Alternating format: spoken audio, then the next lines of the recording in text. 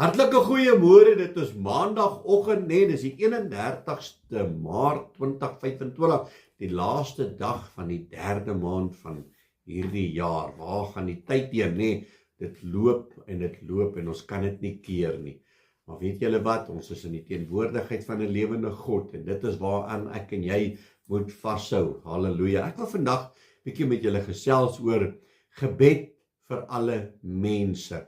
Ons is geneig as mens om te sê, weet jy wat, ek sal nie vir daai een of hierdie ene bid nie, daar's nie 'n manier nie, ek bid nie vir die vyande nie, daar's nie, ek kan nie, ek sal bid vir my familie, en dit's ook al.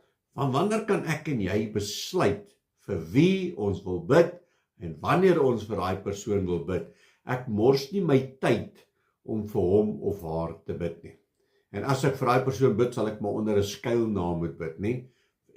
Is hierdie gesegdes wat ons as mense uitdink om te besluit vir wie en wanneer en waar ek wil bid.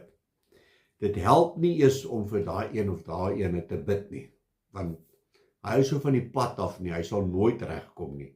Is dit nie wat jy al gehoor het nie, en dit nie maar hoe ons dit hanteer nie, om te sê, weet jy wat, ek kan nie vir daai ou bid nie. Soos ek gesê het, van wanneer af het ek en jy daai besluit geneem, of wie het vir ons die reg gegee om te sê, ek bid nie vir hierdie nie, ek bid nie vir daai nie, want dit gaan nie baat nie.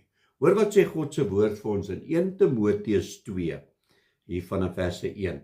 Hy sê, in die eerste plek vermaan ek dan, dat smekinge, gebede, voorbedes, dankseggings gedoen moet word vir alle mense. So met ander woorde, jy moet bid vir jou vyande. Die woord sê dit, daai ou wat jou so beskinder, God se woord sê, moet hom nie terug beskinder nie, bid vir hom. So, hoekom kan ek en jy dit nie doen nie?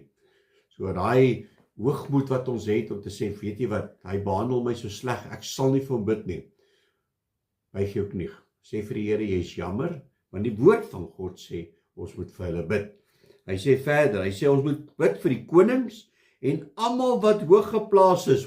Nee nou, kom ons haal hierdie gedeelte uit die Bybel uit. Ek bid nie vir hierdie ou regering nie. Hierdie regering is so van die pad af nie. Hulle is so deur mekaar. Hulle weet nie eens wanneer dit maandag of Dinsdag of wat ook al nie. Ek bid nie vir hulle nie. God se woord sê, ons moet vir die konings bid. Nou wie is die konings? Dis ons regering. Ons moet bid vir ons regering, dat hulle God sal vind. Ons moet bid, dat hulle knie sal buig voor 'n lewende God, en nie voor ancestors nie, want die ancestors kan niks vir hulle doen nie. Maar ons ken die een wat wonders kan doen, en sy naam is Jesus Christus, koning van die konings, die Here bo elkeen.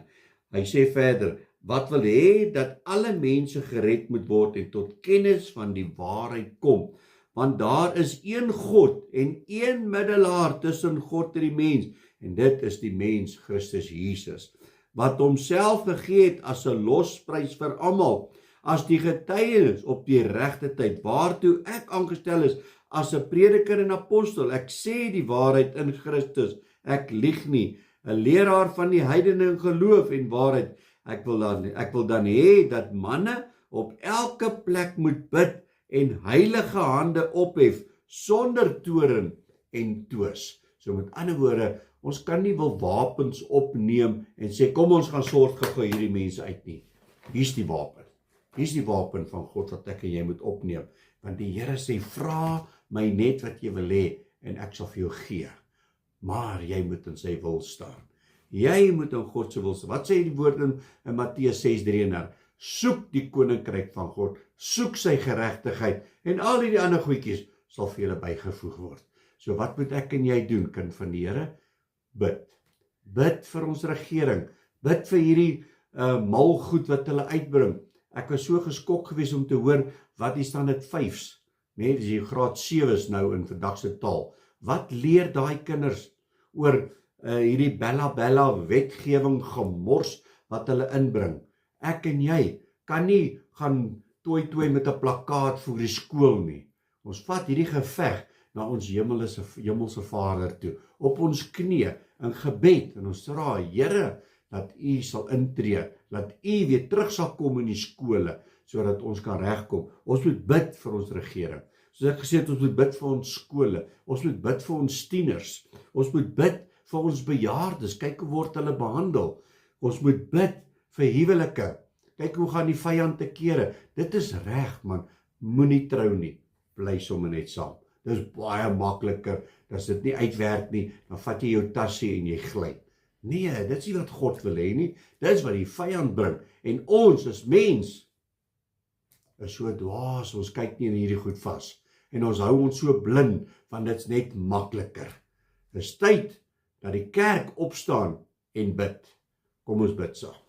Halleluja. Abba Vader, Here baie dankie weer eens vir u woord. Ja Here, u woord sê dat ons moet bid vir alle mense, nie net vir die wat na my sak kyk nie, nie net vir die wat na my huis kyk en na my omstandighede my uithelp en my boetie en sussie nie. Here, maar u woord sê ons moet bid vir ons vyande. En op die oomblik is hier die regering wat aangaan ons vyande, want hulle bring allerhande gemors in ons lewens, in ons skole, in ons regering wat wil hê dat ons allerhande goed moet doen.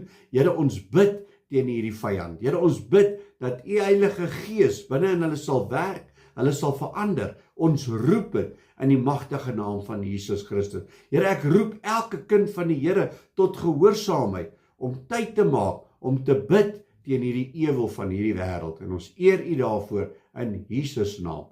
Amen en amen. My liewe boetie en sussie in Christus, jy moet tyd maak van gebed, sodat hierdie goeders gestop kan word. Ons gaan dit nie stop met 'n plakkaat nie. Ons gaan dit stop met die werkende krag van God se Heilige Gees. Julle moet 'n geseënde maandag hê. God bless.